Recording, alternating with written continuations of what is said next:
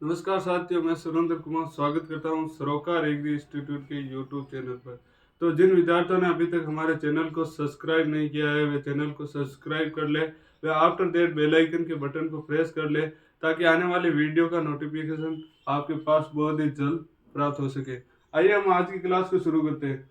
तो आज की क्लास को शुरू करने से पहले हमने कल की क्लास में क्या पढ़ा था उसके बारे में थोड़ा सा रिवाइज कर लेते हैं। तो कल की क्लास में हमने तिल के बारे में पढ़ा था। जो कल कल की क्लास थी उसमें हमने तिल की फसल के बारे में संपूर्ण जानकारी देखी थी। तो तिल के सामान्य इंट्रोडक्शन को वापस एक बार रिवाइज कर लेते हैं जिसे हमें आसानी से याद हो सके। तो तिल का बॉटनिकल नेम है, जो तिल के बॉटनिकल नेम की बात करें तो तिल का बॉटनिकल नेम सीसेमम इंडिकम था। और इसके कुल कुल की बात करें, फैमिली की बात करें तो तिल का कुल पेंडालियासी था। और उसमें गुणसूत्र संख्या की बात करें तो तिल में गुणसूत्र संख्या कितनी थी? 26 थी। तिल में गुणसूत्र संख्या कितनी थी? 26 थी। और तिल में तेल प्रतिशत की बात करें तो तिल में 50% तेल पाया जाता था। कितने प्रतिशत? 50% तेल पाया जाता था। और तिल के उत्पत्ति स्थान की बात करें, तिल का उत्पत्ति स्थान जो कि क्या था? भारत। क्या था? भारत। ओरिजिन, तिल का ओरिजिन है जो कि भारत है। तो आज हम किसके बारे में पढ़ेंगे? मूंग के बारे में पढ़ेंगे। आज किस फसल के बारे में संपूर्ण जानकारी प्राप्त करेंगे? तो मूंग। मूंग जिसे इंग्लिश में क्या कहते हैं? Green gram. Green gram.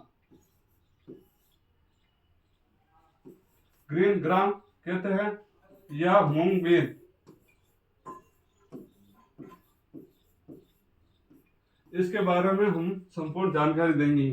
तो इसमें मूंग के बॉटनिकल नेम, उसमें उसके कुल या परिवार, उसमें गुणसूत्र संख्या, उसका उत्पत्ति स्थान, मूंग की दाल में कितने प्रतिशत प्रोटीन पाई जाती है, और इसके महत्व, और इसके जलवायु, मृदा, उन्नत किस्में, और बीज दर, बीज उपचार, बुआई का समय, और खाद उर्वरक, सिंचाई, रोग, कीट, कटाई मटाई, उपज, इन तमाम पॉइंटों को देखते हुए हम देखेंगे, इन तमाम पॉइंटों की चर्चा करेंगे कि इनमें क्या, इनका महत्व क्या है, उनकी मूंग की जलवायु क्या है, मृदा, मूंग के लिए कौन सी मृदा उपयुक्त होती है, उन्नत किस्में कौन सी उन्नत किस्मों का उपयोग करें जिससे किसान को अधिक उपज प्राप्त हो सकती है।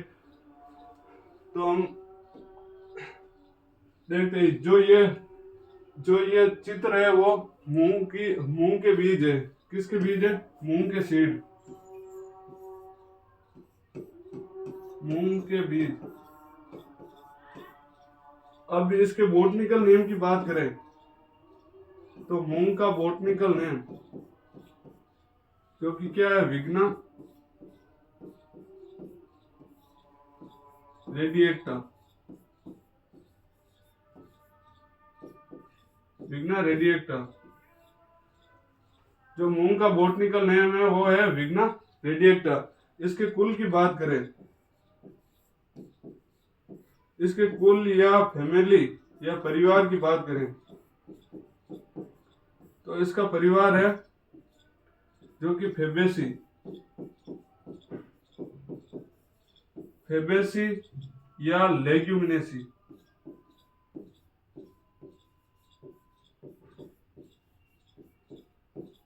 लेग्यूमिनेसी जो मूंग की फसल है उसके परिवार की या कुल की बात करें तो फेबेसी या लेग्यूमिनेसी है। अब इसमें गुणसूत्र संख्या की बात करें तो जो आपकी मूंग की फसल है उसमें गुणसूत्र संख्या की बात करें तो 2n बराबर कितने हैं? 22। गुणसूत्र संख्या, मूंग की फसल में गुणसूत्र संख्या 22 है।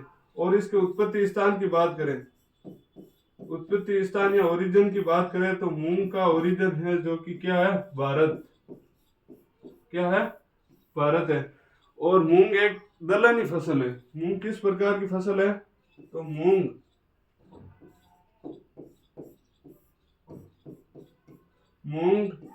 एक दलहनी फसल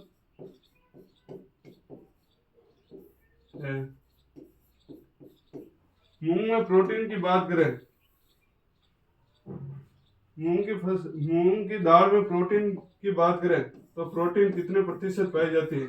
तो मूंग की दाल में 20 से 21% प्रोटीन पाई जाती है। जो आपके मूंग की दाल है उसमें 20 से 21% प्रोटीन पाई जाती है या 23% प्रोटीन पाई जाती है, मतलब 20 से 24% प्रोटीन पाई जाती है। अगर औसत की बात करें तो 23% प्रोटीन पाई जाती है। उसके बाद में हम देखते हैं मूंग का क्या उपयोग है। जो मूंग की दाल है उसका क्या उपयोग है? एक तो उपयोग है इसको दाल बनाने के लिए, इसका उपयोग दाल बनाने के लिए और नमकीन बनाने के लिए और पापड़ बनाने के लिए, बड़ी बनाने के लिए मूंग की दाल का प्रयोग किया जाता है। तो अब आगे हम देखते हैं जो मूंग की फसल होती है वो इस प्रकार की दिखाई देती है। किस प्रकार की दिखाई देती है? इस प्रकार की दिखाई देती है जिसमें ये फलियां होती है, फलियां या पोड। जो मूंग का फल होता है वो किस प्रकार का होता है? पोड प्रकार का, पोड या फलियां प्रकार का होता है, जिसमें इसके पोड के अंदर मूंग के दाने बंद होते हैं। इस प्रकार के मूंग के दाने होते हैं और इसमें जो ये पुष्प होता है वो पुष्प पीले रंग के होते हैं। इस पुष्पन की क्रिया को किसान क्या बोलता है कि मूंग में बगरू आ गया। क्या आ गया? मूंग में बगरू आ गया। उसके बाद में हम देखते हैं मूंग की फसल है, जिसे अब अपनी स्लाइड पे चलते हैं। तो मूंग की जो फसल है उसकी मूंग की फसल को इंग्लिश में क्या कहते हैं? तो मूंग की फसल को इंग्लिश में ग्रीन ग्राम या मूंग बीन कहते हैं। क्या कहते हैं? ग्रीन ग्राम या मूंग बीन कहते हैं। तो इसके वानस्पतिक नाम की बात करें तो मूंग का वानस्पतिक नाम विग्ना रेडिएक्टा है। क्या है? विग्ना रेडिएक्टा। अगर आपको बॉटनिकल नेम याद नहीं होता है तो आप एक रफ रजिस्टर लेके उस बॉटनिकल नाम को दिन में कम से कम 2 या 3 बार लिखें, ताकि वो आपको बॉटनिकल नेम जल्दी याद हो जाए। क्योंकि ये एक सामान्य जानकारी है, क्योंकि ये आपको हर जगह पूछी जा सकती है। उसके बाद में इसके कुल की बात करें, फैमिली की बात करें, तो मूंग की फैमिली है वो किस प्रकार की है? फेबेसी प्रकार की। किस प्रकार की है? फेबेसी प्रकार की है। इसमें गुणसूत्र संख्या की बात करें तो मूंग में गुणसूत्र संख्या है 22। कितनी है? 22। मूंग के उत्पत्ति स्थान की बात करें, इसके ओरिजिन की बात करें कि इसकी उत्पत्ति कहां से हुई, तो भारत से हुई। कहां से हुई? भारत से हुई। अब हम देखते हैं मूंग के महत्व या इंपॉर्टेंस के बारे में। मूंग का महत्व क्या है? तो मूंग है जो कि राजस्थान में खरीफ की दालों में मूंग सर्वाधिक लोकप्रिय है। जो खरीफ ऋतु में जो दालें उगाई जाती है उसमें सर्वाधिक लोकप्रिय कौन सी फसल है? तो मूंग की फसल है। कौन सी फसल है? मूंग की फसल है। अब हम आगे देखते हैं मूंग का उपयोग दाल के अलावा नमकीन, मिष्ठान, पापड़, बड़ी आदि बनाने के लिए किया जाता है। मतलब जो मूंग की दाल है, जो मूंग है उसको दाल तो बनाया जाता है, उसके अलावा भी अन्य प्रोडक्ट भी बनाए जाते हैं, जैसे नमकीन, मिष्ठान, पापड़, बड़ी आदि बनाए जाते हैं। मूंग की फसल पशुओं के लिए आहार, हरा चारा व हरी खाद के लिए भी उगाया जाता है। जो मूंग की फसल है उसको पशुओं के लिए, चारा के लिए और हरी खाद के लिए भी इसका उपयोग किया जाता है। उसके बाद में देखते हैं दलहनी फसल होने के कारण ये राइबोजियम जीवाणु के द्वारा वायुमंडलीय नाइट्रोजन मृदा में सिंचित करने की क्षमता रखती है। मतलब जो मूंग की फसल है उसमें राइबोजियम नामक जीवाणु पाया जाता है, उसके द्वारा वायुमंडल में जो नाइट्रोजन मृदा में सिंचित करने की क्षमता रखती है, जिससे मृदा की गुणवत्ता बढ़ती है। जो राइबोजियम जीवाणु पाए जाते हैं जिसके कारण मृदा की गुणवत्ता बढ़ती है। उसके बाद में हम देखते हैं तो मूंग में 23% प्रोटीन पाई जाती है। कितने प्रतिशत प्रोटीन पाई जाती है? 23% प्रोटीन पाई जाती है। अगर आपको औसत में पूछे तो 23% प्रोटीन और आपको एवरेज में पूछे तो 21 से 20 से 24% प्रोटीन पाई जाती है। कितने प्रतिशत प्रोटीन पाई जाती है? 20 से 24% प्रोटीन पाई जाती है। अब हम देखते हैं जो मूंग की फसल है उसे राजस्थान में कौन कौन से जिलों में उगाई जाती है। जो मूंग की खेती है वो राजस्थान के कौन से जिलों में की जाती है उसके बारे में देखते हैं। तो राजस्थान के जोधपुर, बीकानेर, गंगानगर, हनुमानगढ़, भीलवाड़ा आदि जिलों में इसकी खेती की जाती है। मतलब जो मूंग की खेती है वो राजस्थान के जोधपुर, बीकानेर, गंगानगर, हनुमानगढ़, भीलवाड़ा आदि जिलों में की जाती है। उसके बाद में हम देखते हैं मूंग की जलवायु या क्लाइमेट के बारे में देखते हैं कि मूंग के लिए कौन सी जलवायु उपयुक्त रहती है उसके बारे में देखते हैं। तो राजस्थान में मूंग की फसल वर्षा तथा ग्रीष्म ऋतु में उगाई जाती है। जो राजस्थान में मूंग की खेती की जाती है वो मुख्य रूप से तो वर्षा ऋतु में की जाती है तथा उसे ग्रीष्म ऋतु में भी इसको उगाया जा सकता है। उसके बाद में ये देखते हैं तो ये शुष्क एवं गर्म जलवायु की फसल है। मूंग है जो एक शुष्क एवं गर्म जलवायु की फसल है। उसके बाद में हम देखते हैं मूंग की खेती 20 से 40 सेंटीमीटर वार्षिक वर्षा वाले स्थानों पर सफलता पूर्वक की जा सकती है। मतलब जो आपके 20 से 40 सेंटीमीटर वर्षा वाले क्षेत्र है वहां पर मूंग की खेती आसानी से की जा सकती है। मूंग की फसल के लिए अधिक वर्षा हानिकारक हो सकती है। मतलब अगर मूंग की फसल में अधिक वर्षा हो जाती है तो वो उस फसल के लिए हानिकारक हो सकती है, उसका प्रोडक्शन घटा सकती है। तो उसके बाद में आगे देखते हैं मूंग की फसल के लिए कितने डिग्री सेल्सियस तापमान उपयुक्त रहता है। तो मूंग की फसल के लिए 25 से 35 डिग्री तापमान उपयुक्त रहता है। उसके बाद में हम देखते हैं मूंग की फसल के लिए मृदा या सोइल के बारे में देखते हैं। तो आपके मूंग की फसल है तो मूंग की फसल राजस्थान के सभी प्रकार की मृदाओं में उगाई जा सकती है। मतलब जो मूंग की फसल है वो राजस्थान की सभी मृदाओं में उगाई जा सकती है। लेकिन अच्छी फसल के लिए अगर आपको अच्छी फसल लेनी है, अच्छा प्रोडक्शन लेना है तो उसके लिए मृदा की बात करें तो जल निकास युक्त दोमट मृदा सर्वोत्तम होती है। मतलब जो आपकी मृदा होती है वो अच्छी जल निकास युक्त होनी चाहिए। ऐसा नहीं कि आपके खेत के चारों ओर पाली बनी हुई हो और आपके खेत से जो पानी का निकास है वो अच्छे रूप से नहीं हो पाता है, जिसके कारण आपकी फसल गल भी जा सकती है। तो आपकी फसल या फील्ड में जल निकास युक्त होनी चाहिए। उसके बाद में हम देखते हैं मूंग की फसल की खेती की तैयारी की बात करें, फील्ड प्रिपरेशन की बात करें तो खरीफ मूंग की खेती के लिए वर्षा होते ही 1-2 जुताई कर देनी चाहिए। मतलब खरीफ की ऋतु में जब मूंग की खेती करनी होती है तब उसमें 2 से 3 जुताई करके खेत को तैयार कर लेना चाहिए। उसके बाद में देखते हैं मूंग की फसल के उन्नत किस्म या वेराइटी के बारे में देखते हैं मूंग की कौन कौन सी वेराइटी होती है। तो मूंग की फर्स्ट वेराइटी है जो कि मूंग की जो फर्स्ट वेराइटी है जो कि के 851 और MU2 और RMG 62, RMG 268, RMG 344, ML 267, ML 131 और गंगा फर्स्ट और पूसा और बैसाखी ये मुख्य रूप से किस्में है। उसके बाद में देखते हैं मूंग की फसल की बीज दर, सीड रेट के बारे में देखते हैं। जो मूंग की फसल है उसकी सीड रेट के बारे में देखते हैं। तो जो मूंग की फसल है तो मूंग की फसल में शुद्ध फसल बोने के लिए 15 से 20 किलोग्राम प्रति हेक्टेयर बीज की आवश्यकता होती है। 15 से 20 किलोग्राम प्रति हेक्टेयर की आवश्यकता होती है। और अगर आपको मिश्रित फसल बोनी है तो उसके लिए बीज दर की बात करें तो मिश्रित फसल के लिए बीज दर की बात करें तो 8 से 10 किलोग्राम प्रति हेक्टेयर बीज दर की आवश्यकता होती है। उसके बाद में हम बात करते हैं बीज उपचार के बारे में, सीड ट्रीटमेंट के बारे में कि मूंग के बीज है उसका सीड ट्रीटमेंट कैसे किया जाता है उसके बारे में देखते हैं।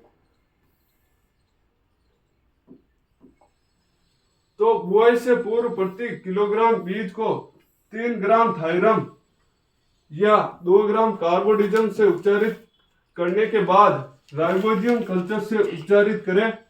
और सभी दलहनी फसलों के बीजों के लिए राइबोजियम से उपचारित करने पर पैदावार अधिक होती है। मतलब जो सभी दलहनी फसलें हैं उनको राइबोजियम कल्चर से उपचारित करने से जो आपकी पैदावार होगी वो अधिक होगी। उसके बाद में हम आगे देखते हैं मूंग की फसल की बुआई व समय के बारे में। बुआई का समय के बारे में देखते हैं, टाइम ऑफ सोइंग के बारे में देखते हैं। तो मूंग की बुआई होती है जो कि 15 जुलाई से 30 जुलाई तक की जा सकती है। मतलब जो मूंग की बुआई है वो 15 जुलाई से 30 जुलाई के मध्य की जा सकती है। उसके बाद में हम देखते हैं जायद में। तो जायद में मूंग की बुआई फरवरी, जायद की जो मूंग की बुआई करते हैं वो फरवरी मध्य से मार्च मध्य तक करना उपयुक्त रहता है। मतलब जो जायद में जो मूंग की फसल बोते हैं वो मध्य फरवरी से मध्य मार्च में बोना उपयुक्त रहता है। मूंग की फसल के R/P की बात करें, R/P की बात करें तो 30x10 सेंटीमीटर रखते हैं। कितनी रखते हैं? 30x10 सेंटीमीटर रखते हैं। अब मूंग की फसल में खाद एवं उर्वरक की बात करें, मैन्योर एंड फर्टिलाइजर की बात करें, तो मूंग की फसल में NPK जो उर्वरक दिया जाता है तो नाइट्रोजन होती है वो 15 से 20 किलोग्राम प्रति हेक्टेयर उर्वरक दिया जाता है। और फास्फोरस युक्त उर्वरक की बात करें तो 30 से 40 किलोग्राम प्रति हेक्टेयर उर्वरक दिया जाता है। और पोटेशियम उर्वरक की बात करें तो पोटेशियम उर्वरक जो कि 15 से 20 किलोग्राम प्रति हेक्टेयर उर्वरक दिया जाता है। उसके बाद में हम बात करें मूंग की फसल की सिंचाई के बारे में, इरिगेशन के बारे में। तो मूंग की फसल के लिए सिंचाई या इरिगेशन, जायद मूंग में आवश्यकता 10 दिन के अंतराल पर सिंचाई करनी चाहिए। मतलब जो जायद में मूंग की फसल बो रखी है 8 से 10 दिन के अंतराल पर सिंचाई करनी चाहिए। वो सिंचाई कब कब करनी चाहिए? तो फली बनते समय और दाना बनते समय पानी की कमी नहीं होनी चाहिए। मतलब मूंग फसल है उसमें फली व दाना बनते समय पानी की कमी नहीं होनी चाहिए। उसके बाद में हम देखें खरीफ की फसल में सिंचाई वर्षा पर निर्भर करती है। अगर खरीफ में मूंग की फसल बो रखी है तो उसमें अगर वर्षा टाइम टू टाइम हो जाती है तो सिंचाई की आवश्यकता नहीं होती है। अगर बारिश टाइम पर नहीं होती है तो हमें सिंचाई करने की आवश्यकता होती है। उसके बाद में हम देखते हैं मूंग की फसल में अंतराकृषि या इंटरक्रॉपिंग के बारे में। तो खरपतवार निकालने के लिए 30 दिन की फसल में गुड़ाई कर देनी चाहिए।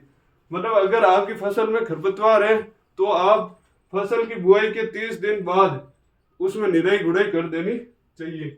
उसके बाद में हम देखते हैं पादप संरक्षण, प्लांट प्रोटेक्शन के बारे में देखते हैं। तो इसमें सबसे पहले हम कीटों के बारे में देखते हैं। किसके बारे में? कीटों के बारे में।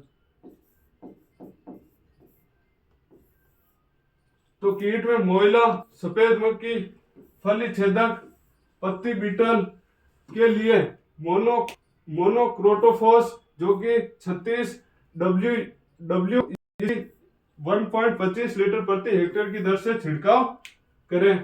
और आवश्यकता होने पर 15 दिन के अंदर दोबारा छिड़काव कर देना चाहिए। मतलब अगर आपका इन कीटों का कंट्रोल नहीं हुआ हो तो 15 दिन के बाद वापस उसका छिड़काव करना चाहिए। उसके बाद में देखते हैं मूंग की फसल के रोग। मूंग की फसल में मुख्य रूप से कौन कौन से रोग लगते हैं उसके बारे में देखते हैं। तो मूंग की फसल में पहला रोग है जो कि चित्ती जीवाणु रोग होता है। इसकी रोकथाम के लिए एग्रोमाइसिन 200 ग्राम को 500 लीटर पानी में घोल बनाकर प्रति हेक्टेयर की दर से छिड़काव करना चाहिए। उसके बाद में हम देखते हैं पित्त सीरा मोजेक। जो मूंग की फसल में दूसरा रोग होता है वो पित्त सीरा मोजेक वो रोग होता है। उसके बारे में, ये रोग एक मक्खी के कारण होता है। किसके कारण होता है? मक्खी के कारण होता है। इसके लिए मिथाइडेमेटोन जो कि 0.25% 0.25% व मेलाथियान 0.1% का घोल बनाकर छिड़काव करना चाहिए। उसके बाद में हम देखते हैं तना झुलसा रोग। किसके बारे में? तना झुलसा रोग, जो कि बुआई के 30 से 35 दिन के बाद 2 किलोग्राम मैंकोजेब प्रति हेक्टेयर की दर से 500 लीटर पानी में घोल बनाकर छिड़काव करना चाहिए। अगर आपके तना झुलसा रोग हो जाता है तो उसमें 2 किलोग्राम मैंकोजेब प्रति हेक्टेयर की दर से 500 लीटर पानी के घोल में बनाकर 500 लीटर पानी का घोल बनाकर उसका छिड़काव करना चाहिए। उसके बाद में आगे रोग की बात करें तो सर्कोस्पोरा पत्ती धब्बा रोग होता है। इसके नियंत्रण के लिए कार्बोडिजम जो कि 2 ग्राम व कैप्टान 3 ग्राम प्रति किलोग्राम बीज की दर से उपचारित करके बोना चाहिए तथा फसल में 1 ग्राम प्रति लीटर पानी में घोल बनाकर उसका छिड़काव करना चाहिए। उसके बाद में इसके जो नेक्स्ट रोग है वो है पीलिया। जो मूंग में वो पीलिया रोग होता है उसके बारे में देखते हैं। तो इसके नियंत्रण हेतु गंधक या तेजाब जो कि 0.5% फेरस सल्फेट का छिड़काव करना चाहिए। उसके बाद में हम देखते हैं मूंग की फसल की कटाई वटाई या हार्वेस्टिंग एंड थ्रेसिंग के बारे में देखते हैं। तो मूंग की फलियां जब पीली या काली पड़ने लगे तथा सूख जाए तो उसकी कटाई कर लेनी चाहिए।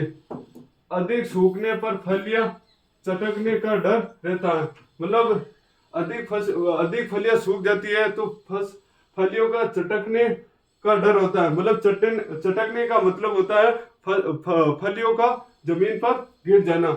उसके बाद में हम देखते हैं ग्रीष्म ऋतु की फसल की फलियां 2 से 3 बार पूरी तोड़ ली जाती है। उसके बाद फरस पर सुखाकर मढ़ाई करें व दाना अलग कर देना चाहिए।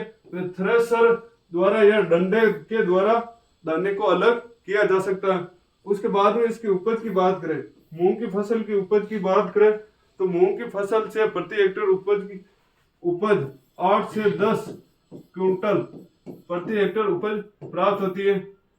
तो आज हमने मूंग की फसल के संपूर्ण प्रोडक्शन के बारे में देखा है। तो मुझे आशा है कि आज की क्लास में मैंने जो भी आपको पढ़ाया वो आपको अच्छे से समझ में आ गया होगा। तो आप इस क्लास को अपने दोस्तों के साथ ज़्यादा से ज़्यादा शेयर करें। धन्यवाद साथी।